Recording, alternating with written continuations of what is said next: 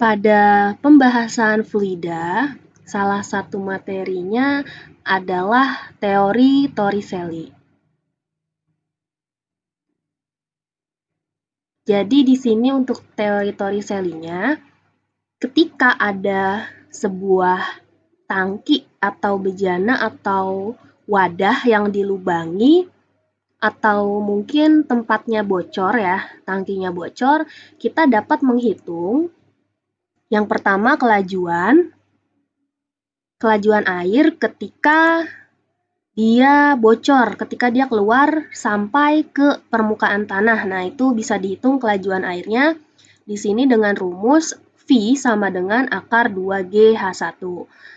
V-nya kelajuan satuan meter per sekon, G-nya gravitasi, H1-nya adalah ketinggian air dilihat dari lubang kebocoran sampai permukaan atas air ya.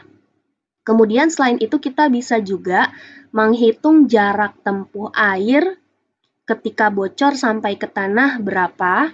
Nah, itu caranya X sama dengan 2 akar H1 kali H2. Dengan H2-nya adalah ketinggian air dari lubang kebocoran di sini sampai dasar air ya, sampai dasarnya berapa ke bawah. Satu lagi kita bisa menghitung waktu tempuh air untuk sampai ke permukaan tanah. Butuh waktu berapa lama? Dengan cara T sama dengan akar 2H1 dibagi G gravitasi. H1-nya tadi ketinggian lubang air sampai ke atas ya. Nah, di sini ada keterangannya. Kalian bisa cek. G satuannya meter per sekon kuadrat, V meter per sekon, H1, H2 ketinggian dalam meter ya satuannya.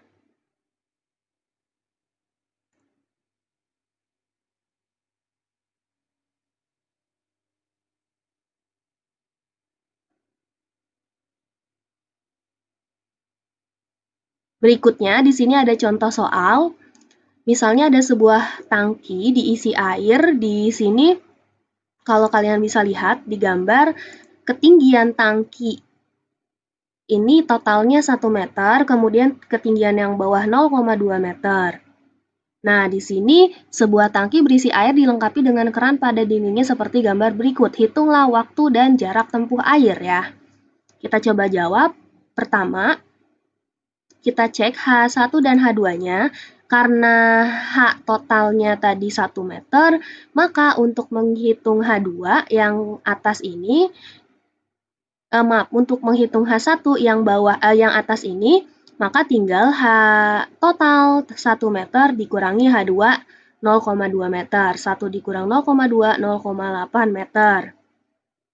Nah, kemudian di sini kita hitung untuk waktu tempuh sama jarak tempuh air ya. X sama T-nya ini nggak ada ya, yang V-nya nggak. Kita hitung dari waktunya dulu. T sama dengan akar 2H1 per G. 2 kali H1-nya tadi dapat 0,8 dibagi gravitasinya 10. Kemudian T sama dengan 2 kali 0,8 1,6, 10-nya turun ke bawah, 1,6 dibagi 10 0,16. Akar dari 0,16 adalah 0,4 sekon ya.